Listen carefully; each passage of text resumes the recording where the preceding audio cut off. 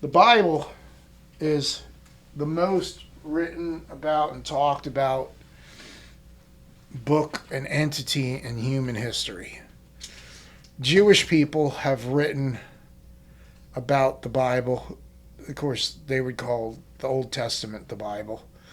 But they've written about the Bible extensively and we're going to look at some of their writings tonight, and I'm going to explain a history of their writings, which is going to be a task in of itself, because you're not, once I explain it to you, it's complicated, you're not going to get it. But the first time you hear it, you're not supposed to remember everything, and then you hear it again someday, you hear it again, by the third or fourth time you go over it, it'll start sinking in.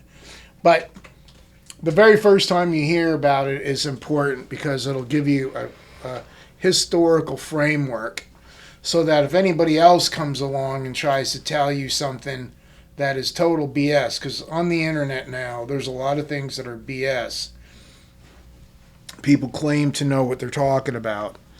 What I'm going to tell you right now you can get on the internet very easy from Wikipedia.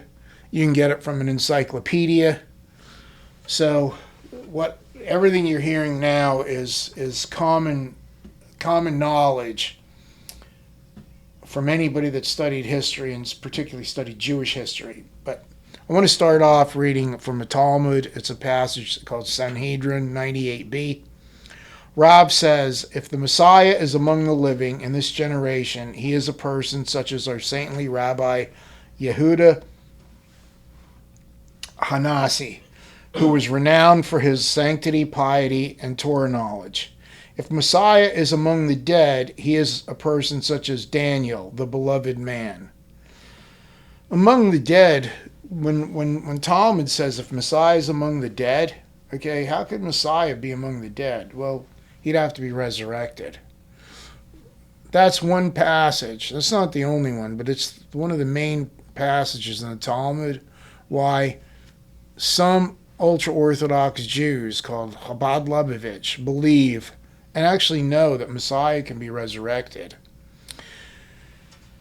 And that's from Judaism. Okay, that's actually from ancient Judaism. The Talmud was basically, the Babylonian Talmud was completed by 300 AD, and it's a compilation of much earlier writings and basically much earlier oral discussions that go well before the time of Christ. So whatever you read in the Talmud, even though it's basically written and completed 300 AD, it contains oral discussions that extend back basically to Moses' time. And there's a reason for that I'll explain. And mainly it is when an ancient Jewish rabbi was questioned or asked or discussed what Torah actually was. Torah is more than just the words that Moses wrote. Torah is, of course, it's the words Moses wrote, but it was also everything that God told Moses, that he specifically told Moses not to write down. Why God would have said that, I'm not God, so I can't tell you for sure, but it makes sense that he wanted an oral Torah. That means he wanted a lot of his word to be passed orally, not just in writing, because oral discussion over and over and over and over again keeps it pure. Okay, and if you don't believe me, because when people hear, well, let me finish. So there was everything that God told Moses to write down, everything he told Moses not to write down, and then there was what was called everything that was implied. Okay, that wasn't written, but everything that was implied. Like example, Torah had said if your ox gourds somebody and breaks their leg, you got to pay them for their time off work. Okay, never said what do you do if you get in a car accident. Well, it's implied. What you do when you get in a car accident, you pay for their time off work. You understand? So Torah is what God told Moses to write down, what he told Moses not to write down, but to pass on orally. Then there's everything that's implied, and there's what's called the hedge about Torah. And that is, the hedge means, like if God said, don't work on the Sabbath, okay, a hedge law would be, don't even walk through a field on the Sabbath because you're knocking seeds on the ground and planting. Now that was an actual rabbinical law, because they said that's one of the hedge laws. Well, that's obviously an exaggeration beyond what God intended. And the rabbis accused Jesus and his disciples of walking through a field on the Sabbath. And they said, you're breaking the law. Well, Jesus said, your implied laws go way beyond what God would ever intended, and anybody should know that. But why God wanted a lot of his word to be passed orally is, it's simple. Okay, you'll hear people say, oh, you can't trust anything from antiquity because we've all played the game telephone, where this person tells someone, whispers in their ear, and they whisper it to someone else. They go around in a circle. You get to the end, and it's not exactly, or sometimes a lot different than what the first person originally said. So people say, you can't trust anything. Well, look, the fact that there's many, many people saying it, and many different time periods and many different age groups, is actually what keeps it pure. What do you think Wikipedia is? Okay, why is Wikipedia so pretty much most of the time right on about a lot of things? Well, it's because people can add to it. And let's say if there is somebody that wants to put in something that's a lie, okay, and you got imperfect people adding to it, but each person that puts in something that's wrong, you got 15, 20 other people that are reading it. They're going to catch that thing that's wrong and correct it. Not everybody. The common denominator is always the truth. You understand? And it's actually how militaries can capture a garrison of soldiers and separate them and interrogate them and come out with everything they want to know, because the common denominator is the truth. The captured soldier is going to try to lie his way out of it, but he doesn't want to tell everything is a lie, or his captors will know he's lying to him. So he tells some truth and some lie. Well, the way the captors end up knowing what the truth is because the common denominator between them all is the truth, right? So the God, in telling Moses that I want a lot of this passed down orally, is a way to protect it. No writer can come along and twist the Bible and change it in writing, because they all know it orally as well as written. All right. So that oral discussion ended up actually being called the oral law. The oral law, and it ended up being called the second law also. And not only was it called the second law, but believe it or not, and this is actually kind of a sad commentary on rabbinical activity, but the rabbis thought and taught that a common person, a common Jew reading Torah, particularly Torah, the prophets also, but mainly Torah, could not really understand what it meant, because God oftentimes had hidden meanings and connected meanings. God spoke in Torah a lot of times in ways that his enemies, if they read it, wouldn't be able to understand. He did that on purpose. So to understand Torah it's true, you can't just be a novice and read it.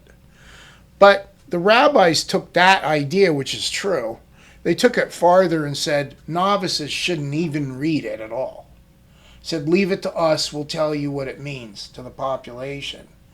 And in so doing, the sad truth is oral Torah, oral law, that was talked about, the written law, and that was the oral law, and that was the the implied laws, and that was the hedge laws, ended up replacing written Torah, to where actually reading Torah and studying Torah was a lesser religious activity than reading and studying the sayings of the rabbis. Okay, that's the truth, what I just told you. And you could be shocked by it, but just understand, like, there is a reason you could see where that idea would come from, and that is, even like now, like, in fact, we were just talking about it on that Joe Rogan podcast, that girl that put herself out there to be some kind of an expert on the book of Enoch and on Revelation. She makes this statement that Revelation was intended to replace the book of Enoch out of the Bible. Okay, that is such an asinine, unlearned statement.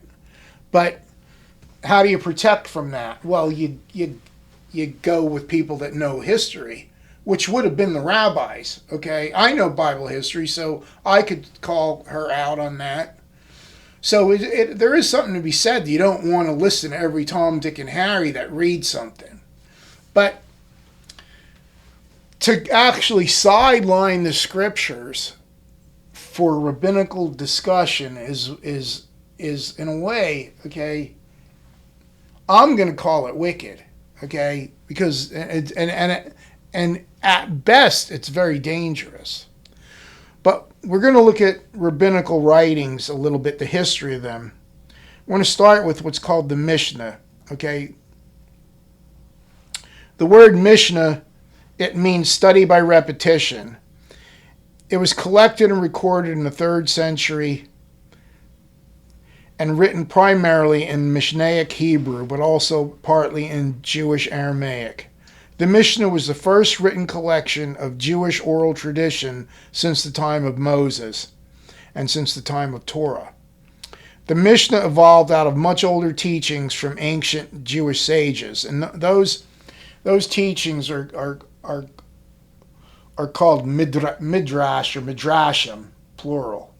And they're sayings, and midrash means investigation. So they would investigate the scriptures and then make commentaries, and they're called midrash. A single commentary is called a midrash, as a collection of them in sequence is called midrashim. But the Mishnah was the first written collection of Jewish oral tradition, the first written collection of midrashim since the time of Moses and Torah.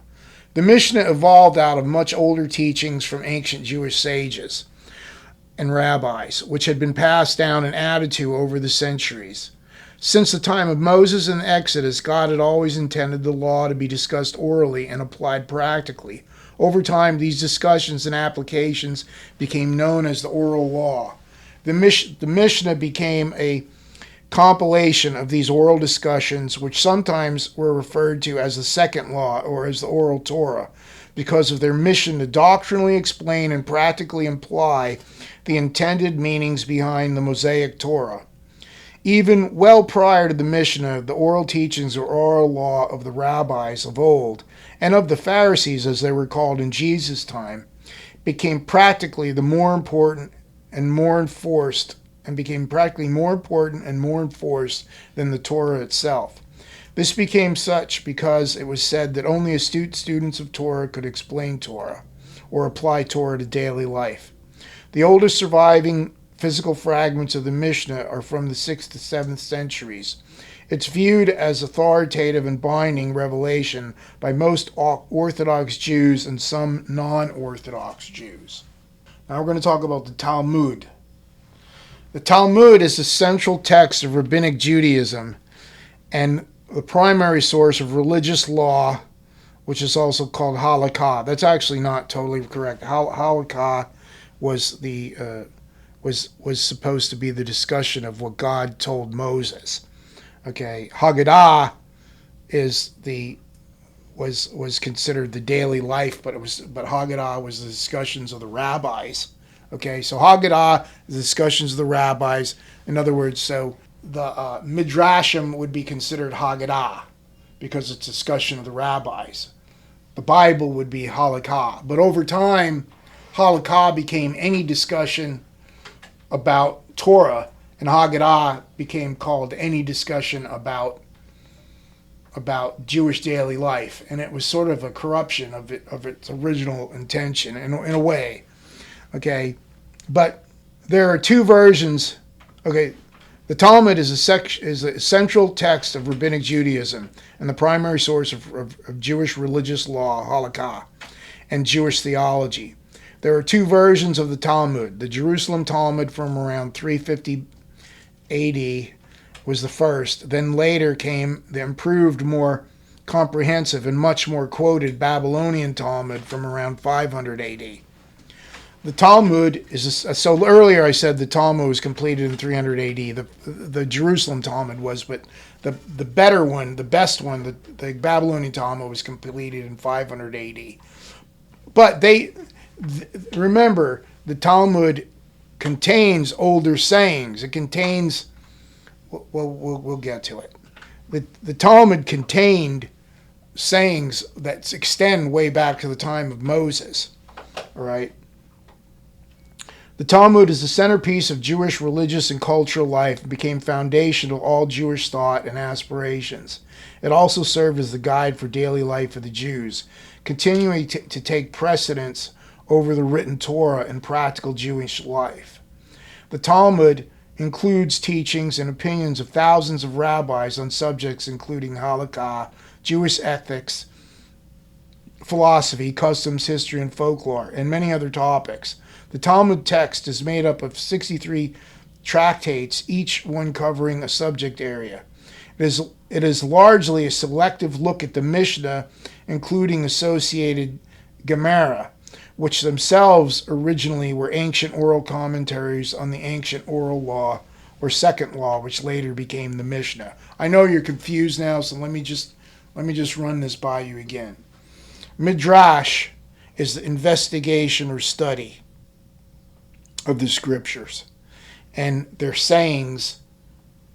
The midrashim, you could call midrashim a string of sayings, but when they're actually strung together and applied, they're called in orally in written form. They're called Gemara.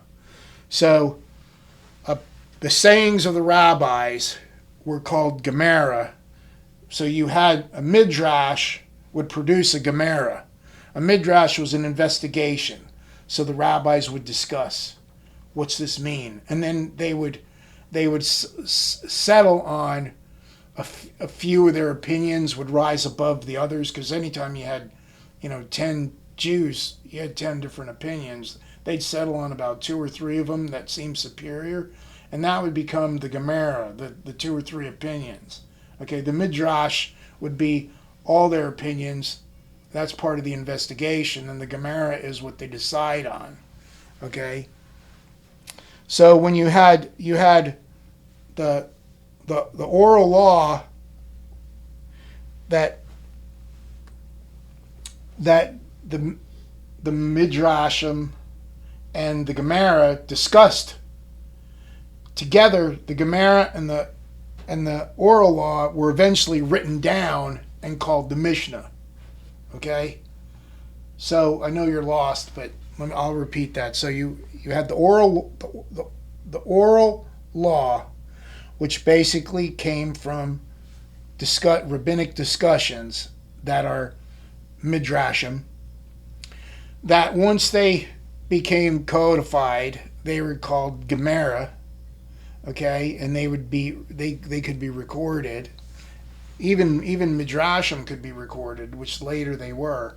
But the Gemara then the Gemara is the discussions about the oral law and about Torah, combined with the Mishnah, made up the Talmud.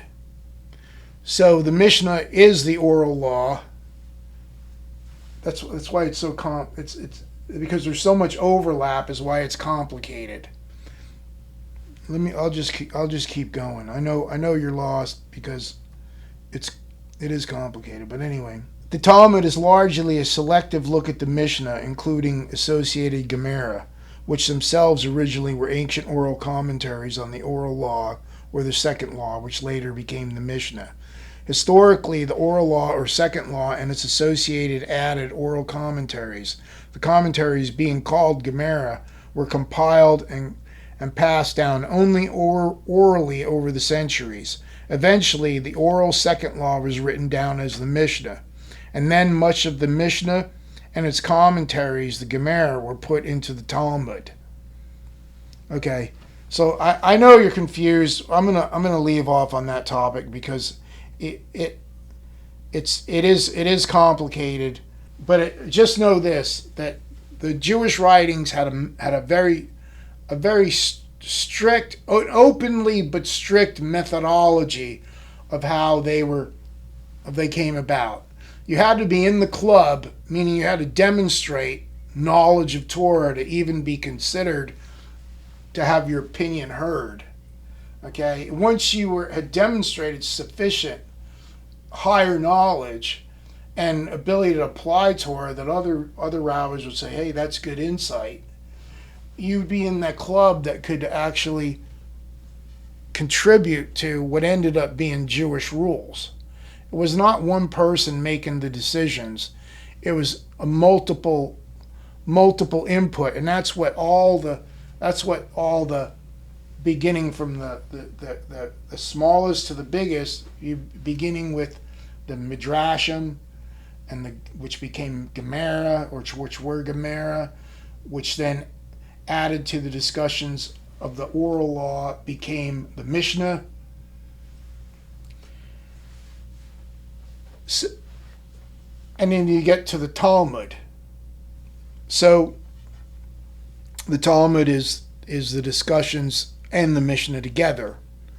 So there's overlap of all of them, and they grow and grow until you get to the Talmud.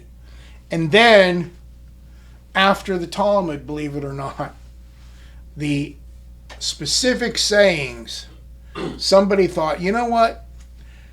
We shouldn't just toss out and forget all the sayings that aren't included in the Talmud. Okay? And a capital midrash means a work that was completed basically, it was around 1300 AD, that includes all the midrashim that some rabbis wanted to include and produce actually a book out of the midrashim. So a midrash has several meanings. One, it has the meaning of the actual investigation, the how you go about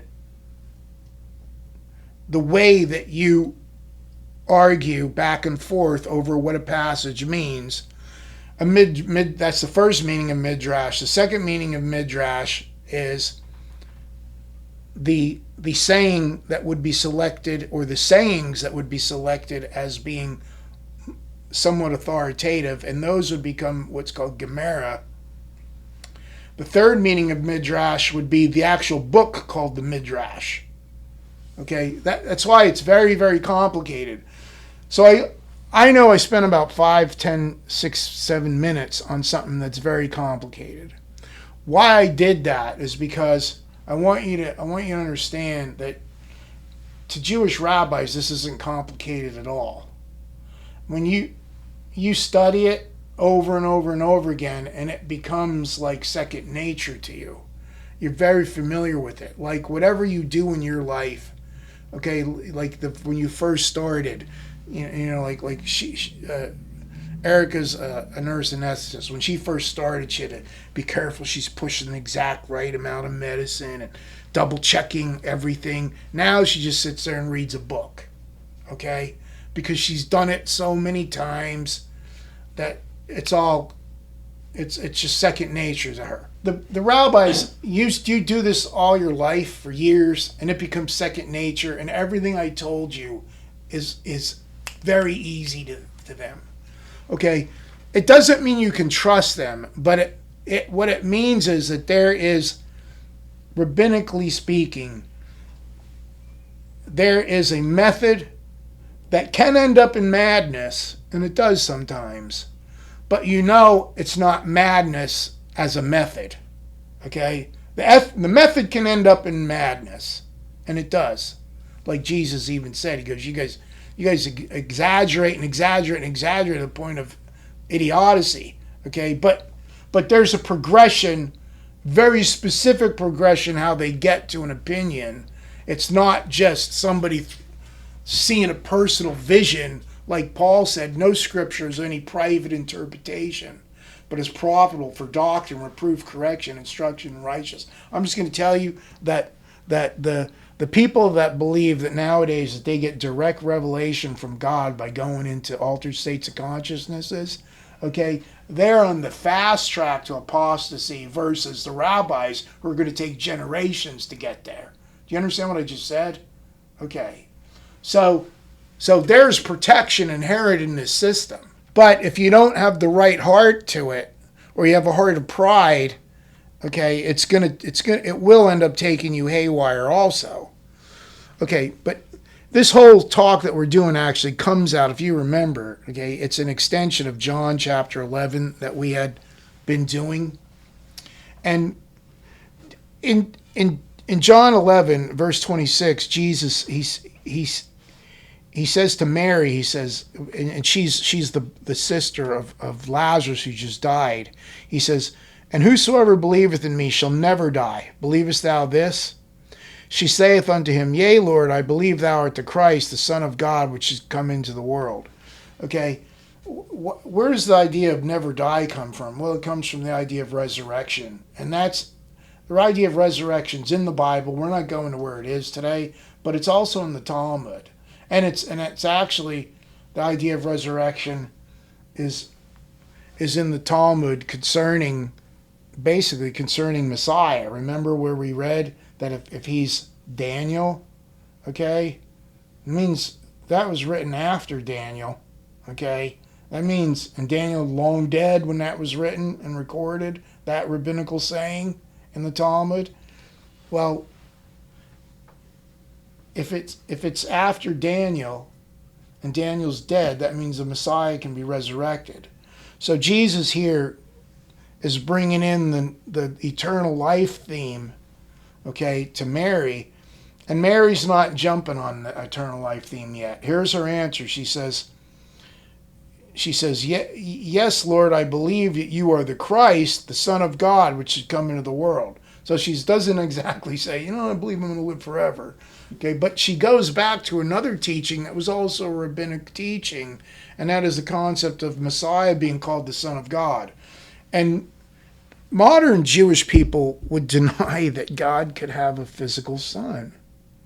Okay, but why is this Jewish girl Mary? I know we covered this last talk, but I'm going over it more deeper this time. Why does this Jewish girl Mary know from Judaism that there could be a son of God what was supposed to, that was prophesied to come into the world? Well, she gets it from rabbinical teaching. Trust me, she would not be all that familiar, particularly as a woman, okay? She would not be all that familiar with Torah study, because Torah study was largely forbidden to women. So where she's getting her ideas is from rabbinical teaching. Most likely, we don't know. Maybe she secretly studied Torah, okay, somehow, right? But the chances are not. The chances are from rabbinical teaching. So were there prophecies of a son of God who would die and be resurrected? Okay. Well, we're going to start getting into that and the Talmudic, recorded Talmudic teaching. The Talmud, specifically in Sukkah 52b, mentions the four craftsmen, who refer to four figures identified in the book of Zechariah, chapter 2, verse 3, as instrumental in rebuilding and restoring Jerusalem. The four craftsmen are identified as Messiah ben David. Ben means son of.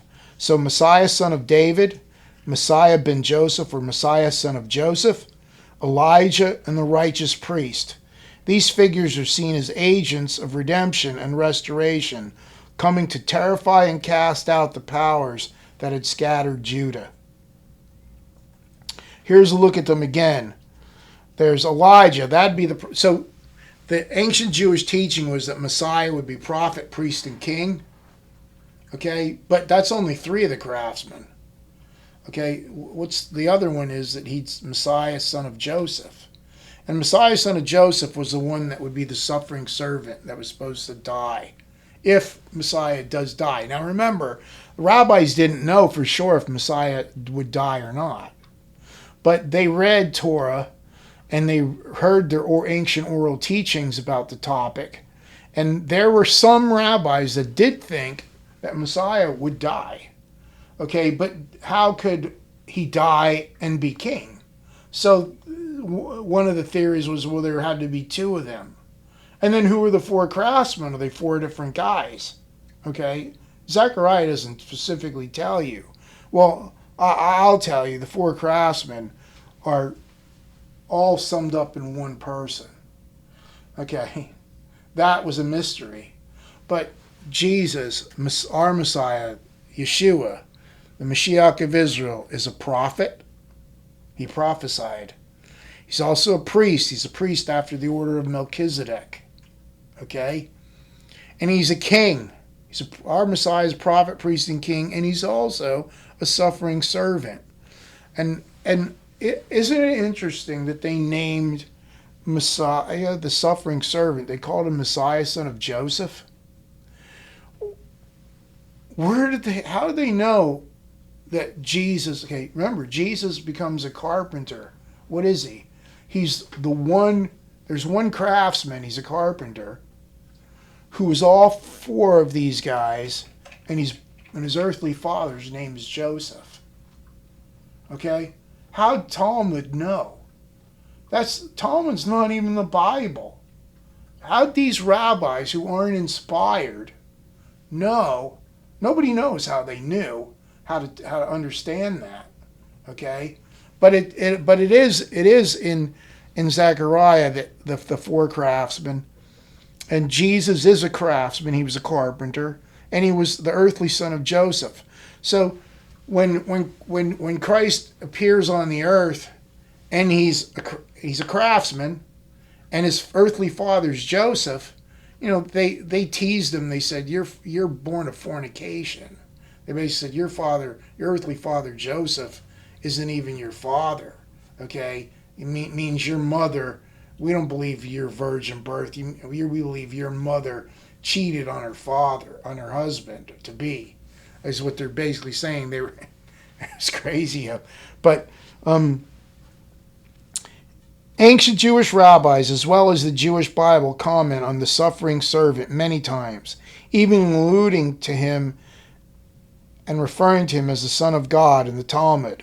Sukkah 52a, the ancient Jewish rabbis commented on the only Son. Okay, that is in Zechariah 12:10. All right, we're going to read Zechariah 12:10. The ancient Jewish rabbis in the Talmud, specifically in Sukkah 52, commented on the only Son that was prophesied in Zechariah 12:10, not just calling him a suffering servant like Isaiah 53 does, but even calling him Messiah as Christians do. How could the suffering servant be called Messiah?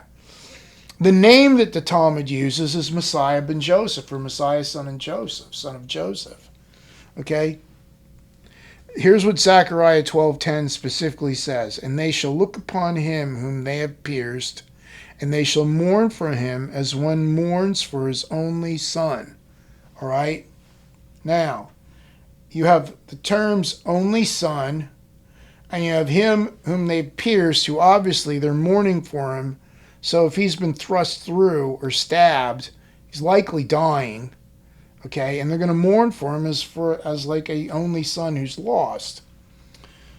So now we're going to read what the Talmud actually says about that verse. This is fascinating. Sukkah 52a. This is rabbis talking. Now, this is from Sephariah. Okay, Sephariah is the online Jewish encyclopedia library for all ancient Jewish writings. It's written in Hebrew, Aramaic, and Hebrew Aramaic. Okay? The languages that they were originally written in. They're translated in English by Jewish people generally. Okay? Almost all the translators are Jewish people. Not Christians. I want to make that known to you. So what I'm reading to you is 100% Jewish, even though it's in English. Regarding the eulogy at the end of days, which is found in Zechariah 12, about this one that gets pierced and they're mourning for him, they're calling it a eulogy. Why the rabbis calling it a eulogy? They recognize the guy died. Okay? Zechariah didn't specifically say he died, but they're calling it a eulogy. All right? So the guy died. He was stabbed and died. Okay? Pierced and died, and mourning for him as an only son. Here's what they say. Regarding the eulogy at the end of days, the Gemara asks, for what, and remember, the Gemara, the Gemara, you had Midrash, investigation that comes up with sayings that are called Gemara. Okay?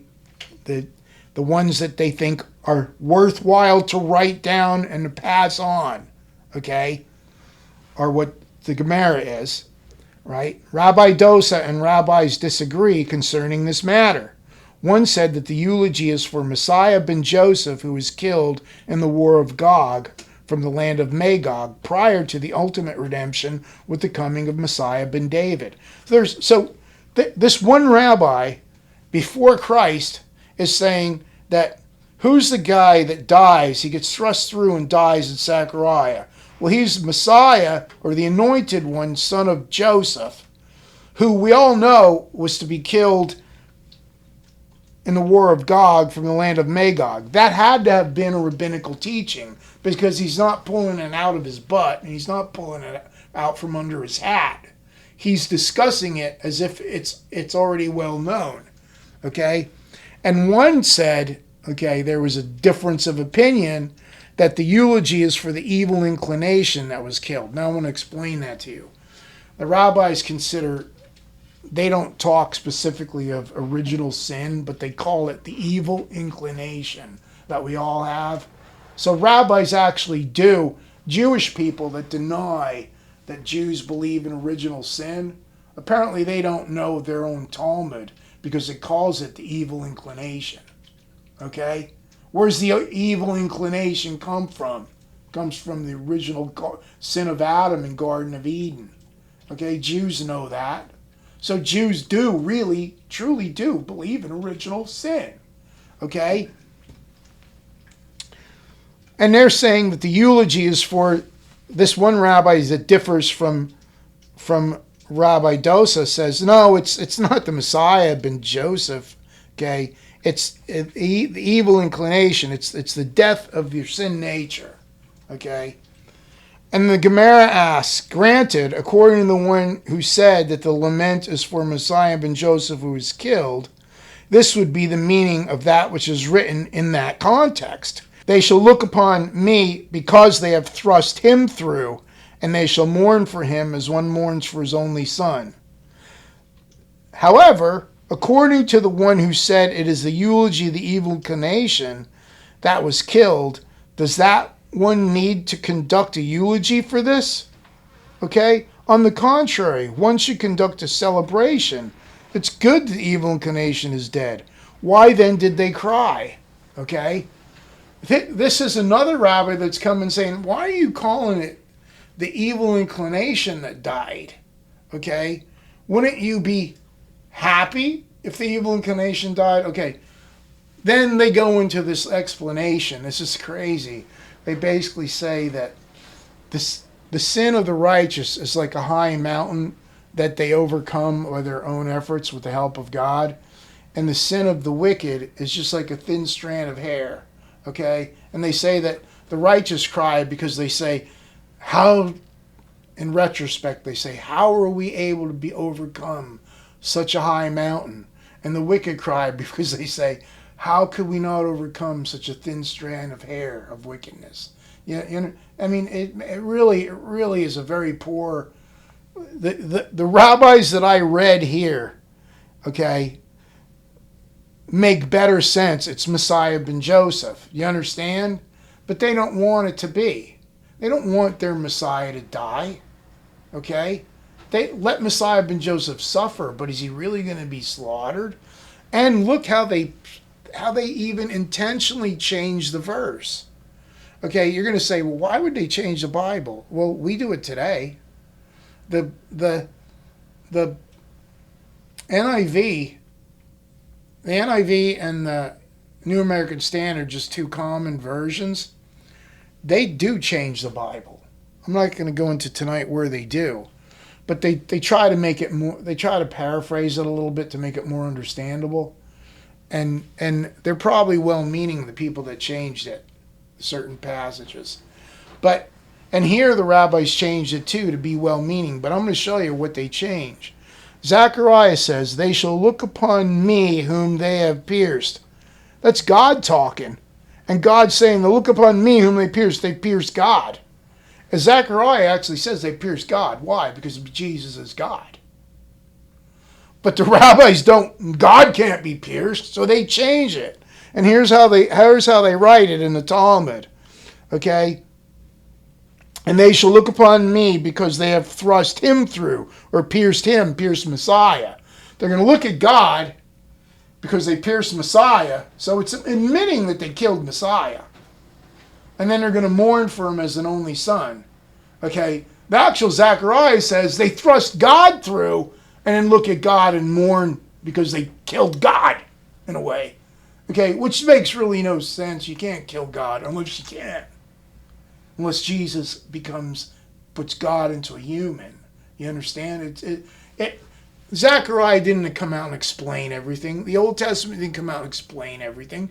Why? Because the New Testament tells us that if the devil would have understood these passages, he wouldn't have allowed Messiah to be crucified. Okay? So, but it's there, and it's pretty blatantly there if you're paying attention. Okay. But the rabbi that I wanted to read that really makes sense says, if it's evil inclination, it doesn't make sense that they would cry and conduct a eulogy for this. On the contrary, one should conduct a celebration. Why then did they cry? Well, then they went into that contrived explanation about the evil inclination that I told you about the high mountain and the strand of hair. It's just, and they have no basis for doing it, except that a learned rabbi said maybe this, he put that forth, and it's more palatable than the idea that we wouldn't thrust through our Messiah. Okay, would we really kill our own Messiah? Okay, so, but anyway, so but. The concept of the Son of God is there, okay? They don't shy away from its mourning from his only son. Okay, now I'm going to read to you another passage from this. It's continuing in the same passage. From the Talmud, Sukkah 52a. The sages taught to Messiah ben David, who is destined to be revealed swiftly in our time. The Holy One, blessed be he, says, he's quoting a verse here in the Bible, ask of me anything, and I will give you whatever you wish. As it is stated, I will tell of the decree. The Lord said unto me, you are my son, this day have I begotten you. Ask of me, and I will give you the nations for your inheritance, the ends of the earth for your possession. That's Psalms 7:8, chapter 2, verse 7 and 8. They're quoting. I'm going to read that to you. And they actually have this psalm quoted correctly. The Lord said unto me, you are my son, this day have I begotten you. Ask of me, and I will give you the nations for your inheritance, and the ends of the earth for your possession. Okay, well, is not the Talmud admitting that God is calling someone his son? Of course he is. Okay? And the Talmud admits it. The Talmud's not explaining that away. Okay? The Jewish teachers are not, ancient Jewish rabbis are not explaining that away. But here's what they go on to say, and this is totally fascinating. Once Messiah ben David saw Messiah ben Joseph, who was killed, and he said to this Holy One, okay, this is interesting. They're saying that Messiah ben David, who's supposed to come after Messiah ben Joseph, saw Messiah ben Joseph who's killed. They're basically admitting that this is outside of time in a way, that Messiah ben David almost pre-exists himself in a way, okay? But they're saying hypothetically, theoretically, once upon a time is basically what they're saying. Messiah ben David saw Messiah ben Joseph who was killed, and he says to the Holy One, blessed be he, Master of the universe, I ask of you only life, that I will not suffer the same fate. The Holy One, blessed be he, says to him, life? Even before you stated this request, your father David already prophesied about you with regard to this matter. Precisely as it is stated, he asked life of you.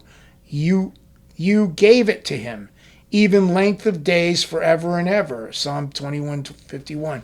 So what the rabbis are saying is, this rabbinical discussion accepts the idea that there's a Messiah ben Joseph who's going to suffer and die, be killed. He specifically come out and say it here. Before they said it was a eulogy about him. Now they're specifically coming out and saying he's going to be killed. Okay? And they're basically saying that the Messiah, the son of David, that means the king, remember? The prophet, priest, and king. Okay? And then Messiah ben Joseph, who dies. They didn't know if it was 4 guys or 3 or 2 or whatever. Okay, but here there's 2 of them. And they're saying the kingly one saw the one that was killed and basically prays to God, don't let me suffer the same fate. And God says, you're not gonna. It's prophesied that you're going to live forever. Okay? And rule forever. All right. Then, from right after this, they go back into talking about the evil inclination. I could skip this evil inclination thing, but I kind of don't want to, because I think almost nobody's going to really appreciate this, but there's going to be 1 or 2 people that are going to watch this, maybe 10 people. If 100 people watch it, it's basically 1 out of 10 is going to be interested in what I'm about ready to say, okay? Because the people that say that Jews don't believe in original sin, what about this story? So this is a story of a rabbi named Abai, who basically said that he related how he saw 3 youths, Jewish youths, talking about how they were going to go and commit some sin, and they were walking along the road, and he followed them in the marshes, hiding and trying to figure out a way he could dissuade them from committing evil, okay? And afterwards, the 3 youths decide, we've had such good company, just talking, good Jewish boys. They parted ways and didn't even commit the evil deed that they had kind of laughed about beforehand. Okay, so here's what Abai says. Now I'm gonna read it to you. Then I'm gonna explain what he means. He says, in that situation, if instead of a man it had been one whom I hate, a euphemism for himself, okay, that he would not have been able to restrain himself from sinning. After becoming aware of so great a shortcoming, he went and leaned against the doorpost, thinking and feeling a regret. What he's basically saying is, I followed these guys, and they didn't sin, okay? But he realized in his own self, there's something in his own self that he hates, that sometimes actually does sin. Here he was accusing these guys because they had been talking about something. He's going to go try to prevent them. They don't even do it. And he realized in his own self, as if it was him, that the evil inclination was him himself, that he could have done it. Okay? And he's leaning against the wall thinking, whoa. And he's really, what is he thinking? Well, he's probably thinking, what, am I even saved? Am I even one of God's Jewish people? of this. I got this evil inclination in me. Okay, he's feeling conviction. Okay, from something that's in his heart, not something he did. He didn't do anything, but he's just saying that he might not have been able to restrain himself from sinning.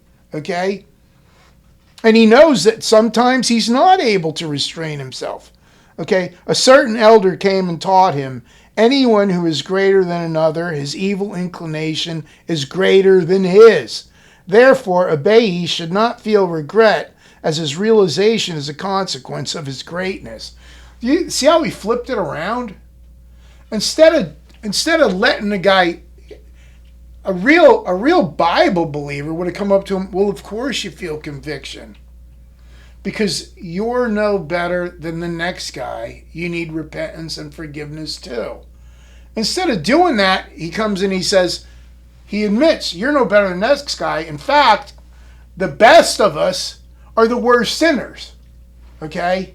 Remember I told you last time I said that even the best of us are fraudulent? How'd that passage go? It said, it was like, even the best of us is vanity.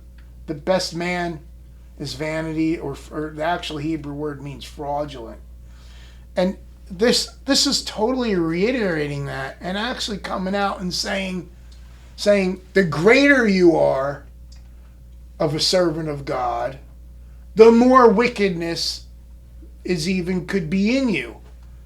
And then instead of saying bow and ask forgiveness, he pats him on the back. That just tells you how great you really are. You see how that flips the script? Okay? It's perfect until he got to, it just means how great you are. Quit being sad. Here's what I would tell the guy. Quit being sad because Messiah ben Joseph died for that. You understand the difference? Messiah ben Joseph died so you don't have to lean against the wall and fear hell. Okay? The rabbis don't get that. They come out and say, the fact that you recognize that you're a sinner is how great you are, and pats you on the back. It just proves you're okay.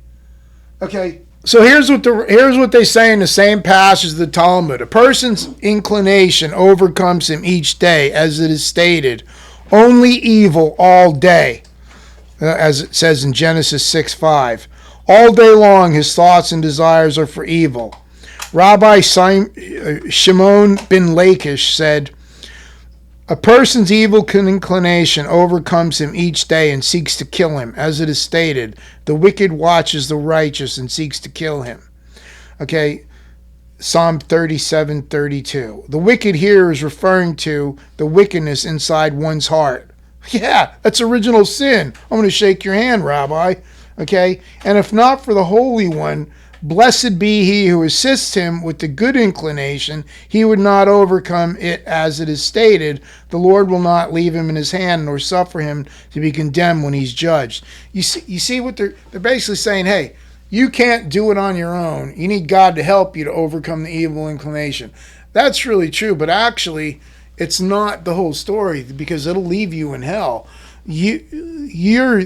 The fact that you sin, ancient Jewish teaching should know every sin has to be paid for. Messiah ben Joseph has to pay for you in order for God to forgive you and then give you the ability to overcome sins. Okay? And you're never going to overcome all sins in your lifetime. Okay? But if you don't, like if you're like me, you're going to have not that many rewards. Okay? I hope that one day I improve, but I'm not the greatest. I'm like that rabbi that leans against the wall, and actually falls down on my face, like what a loser. Okay, but whatever. I mean, I'm not a loser because I know this stuff and I can help people. But every person has an evil inclination. I'm very aware of mine. Okay, so then it's still in Sukkah in the Talmud, but now it's called 52b. Okay, that means it just went on down. Suppose, or regarding the end of days, the Gemara asks or cites another verse and interprets it. Homiletically, it is stated, the Lord then showed me 4 craftsmen. Who are these 4 craftsmen? Rav Hannah bar Bizna said that Rabbi Shimon Hasidah said they are Messiah ben David, Messiah ben Joseph, Elijah, and the righteous high priest who will serve in the Messianic era. Okay, so right there you have the four craftsmen listed, and it's dividing, making them into four people. And I just want to say this: if you remember when Jesus appeared, they didn't know what to think of him at first, and some of them said, "Are you that prophet?" Okay, well, that prophet was one of the craftsmen, right? Because some teaching was that there was going to be four. They're looking for Elijah, of course. That's in every Passover. There's a cup for Elijah. Okay, every Passover is a cup for Elijah. Who's the prophet? Okay, they don't know, right? They don't know who Messiah ben Joseph is. They know who Messiah ben David is. So they know who Elijah is. They know who Messiah ben David is. But they don't know who the prophet is, and they don't know about the suffering servant. Okay, so they asked Jesus, they said, "Are you that prophet?" Right? Anybody that doesn't know what that comes from, I'm telling you, that's where it comes from. Now I'm going to go into, we did this before, but I'm going to dive in. For sake of time, I jumped over these. I'm going to dive into these passages more deeply.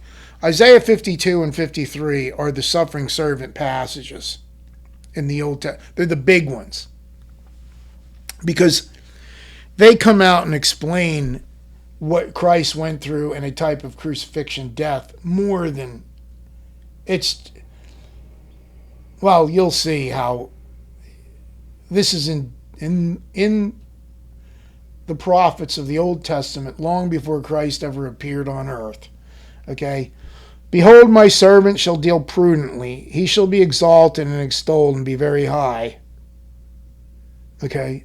So he's going to be, that's Messiah ben David, right? And then all of a sudden, boom. As many as were astonished by thee, his visage was so marred more than any man, and his form more than the sons of men. Okay, this is that verse right there, and what happened to Christ on the cross. That's why you know the Shroud of Turin is a fraud. Okay, because it shows a man. At the time Christ died, you couldn't even tell he was a man. You couldn't tell he was human. Okay, his face was so bashed in and so swollen. Okay, and his wounds all over his body, ripped open of raw flesh all over. Okay, and his arms were completely out of socket. His shoulders were completely out of socket. Okay, the Shroud of Turin shows a man in full form. Okay, it's a fraud. It's a hoax, and it doesn't matter if it is or isn't. You shouldn't, even if it was real.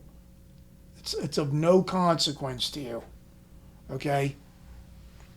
But Isaiah 53, who hath believed our report, and to whom is the arm of the Lord revealed? For he shall grow up before him as a tender plant, and a root out of dry ground. He hath no form nor comeliness, and we shall see him. There is no beauty that we should desire him.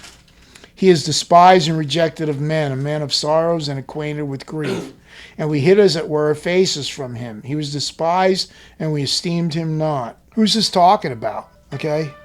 He shall grow up before him as a tender plant, as a root out of dry ground. He hath no form nor comeliness. We shall see him. There is no beauty that we should desire him. He is despised, rejected of men, a man of sorrows and acquainted with grief. We hid as it were our faces from him. He was despised, and we esteemed him not. Surely he hath borne our griefs and carried our sorrows. Yet we did esteem him stricken, smitten of God, and afflicted. But he was wounded for our transgressions, he was bruised for our iniquities. The chastisement of our peace was upon him, and with his stripes we are healed. Okay? This guy is he's a man of sorrows and acquainted with grief, and he's doing it because he's carrying our transgressions and our afflictions. He's carrying our iniquities and our transgressions on him. For the chastisement of our peace was upon him, and with his stripes we are healed. The chastisement that should have been ours, the punishment, the torture that should belong to us for being sinners, is upon him. And his stripes heal us. And remember I said last time that certain people today go and say, well, by his stripes we're healed. We can claim healing for every physical ailment. Yeah, you can for eternity. But while you have a fleshly body that still has the evil inclination, like the Apostle Paul totally would agree with the rabbis, that rabbi that said, he called the evil inclination, he called it himself. Remember Apostle Paul said, the good that I would do, that I don't do. The evil that I would not do, that I do. O wretched man that I am, who shall deliver me from the body of this death? Okay?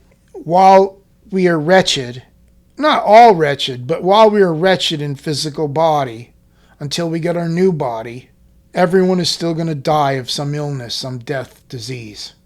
Okay? And we're not going to be healed of it eventually at the point of death. Why? Because sin, our bodies are cursed. We're going to get, by his stripes we're healed, means we're going to get a resurrected body. If you don't know Christ as your Savior, you never get the sinless body that we're promised. You die in a sinful, horrible body. Okay? We're going to get a sinless body. Okay? And be healed of everything. Because by his stripes we are healed. But it's for eternity. It's for resurrection time. Okay? All we like sheep have gone astray. We have turned everyone to his own way. The rabbis comment on that verse too. Okay? That's why they talk about the evil inclination in everyone. He was oppressed, he was afflicted, yet he opened not his mouth. He is brought as a lamb to the slaughter, and as a sheep before his shearers is dumb, so he openeth not his mouth. Remember Christ, he was silent. They asked him, defend yourself, and he wouldn't. Pilate said, are you a king? And he said, thou sayest. It's as you say. He was fulfilling this passage in Isaiah 53. He was taken from prison and from judgment. Who shall declare his generation? Who shall declare his generation? What does that mean? It means that he left no posterity. He's going to die without children. And he's going to die. For he was cut off out of the land of the living. For the transgression of my people was he stricken. And he made his grave with the wicked and with the rich in his death. What? He died between two thieves. His grave was between the wicked. And with the rich in his death, he was buried in the tomb of a rich man, Joseph of Arimathea. Just as Bible prophesied. Isaiah called it, and it happened. Because he had done no violence, neither was any deceit in his mouth. Yet it pleased the Lord to bruise him. He hath put him to grief. When thou shalt make his soul an offering for sin, he shall see his seed, he shall prolong his days, and the pleasure of the Lord shall prosper in his hand. So his soul is going to be an offering for sin, and he's going to be killed without posterity. How's he going to see his seed? Okay, does that mean he will have children? Yeah, he's going to have spiritual children, probably millions. Okay, all the people who are born again are spiritual seed of Messiah. He shall prolong his days, and the pleasure of the Lord shall prosper in his hand. Why is it saying that? It goes from him dying and everything. He's an offering for sin, and then it gets positive. He shall see his seed. I mean, he's gonna resurrect and see and live and walk amongst his followers who are born again by the seed of the woman that would crush out of the serpent, but the serpent would bruise his heel. Christ's heel was bruised on the cross when they put the nail in it. Okay? So, but here it's positive now. It was wicked. It was horrible. Now it's positive. He's going to see his seed. Okay? He's going to be rewarded. He shall prolong his days, and the pleasure of the Lord shall prosper in his hand. So he's going to die, but he's going to resurrect and have a long, prosperous future. Okay? But he shall see the travail of his soul and be satisfied. By his knowledge my righteous servant shall justify many, for he shall bear their iniquities. All right, the knowledge of Christ and the Messiah and faith in that knowledge is all it takes to be born again. Therefore will I divide him a portion with the great, and he shall divide the spoil with the strong, because he has poured out his soul unto death, and he was numbered with the transgressors, and he bare the sin of many, and made intercession for the transgressors. This Isaiah 53 is so right on about what happened to Messiah on the cross, and it's so right on with the theme of the seed of the woman being its heel is going to be bruised by the Satan, but in so doing, it's going to crush Satan's head. Remember, Satan wouldn't have crucified Christ if he would have known that by bruising his heel, okay, that his head would be crushed. It's a picture of Abraham offering Isaac and being told to slay your only son, okay, on the altar. It's a picture of Joseph being sold into slavery, and his father gets the skin, the coat of many. Well, actually, it wasn't a coat of many colors, but the coat that he gave him that was stained with the animal blood that he thought was the blood of his son, his only son, not his only son, but his favorite son. Okay, the only son that he had taught the scriptures to. Okay. Because Joseph was called the son of Jacob's old age, meaning that his earlier children were born while Jacob was out making a living. Now that Jacob had made his living, he could sit back and he could teach Joseph spiritual things. Joseph didn't have to be a hard-working man. He could learn spiritual things and spend time with his father. And that's why his father put all his hope of the future of the family in Joseph. And lo and behold, Joseph gets killed. Okay, well, he's a picture of Messiah getting killed, who eventually saves all his brothers, saves all the children. Remember, Jacob's name was changed to Israel. Okay, so all of his brothers were children of Israel, children of Jacob. Joseph gets sold into slavery, sold for dead, and he saves the children of Israel. Okay, it's all part of the picture, and then you end up with here Isaiah 53. Okay, we'll just call it quits because it's after 9 o'clock. We're going to go into the Daniel prophecies and more Jewish teaching next time. Okay? All right, thank you, audience. God bless you. May the Lord bless his word and Father, bless the true sayings of your ancient rabbis. Because some of them if they recognize Messiah ben Joseph was necessary to die for them, they are part of your kingdom of the born again. And we love you and thank you for them too. In Christ, Messiah, Yeshua, HaMashiach, we pray. Name, amen.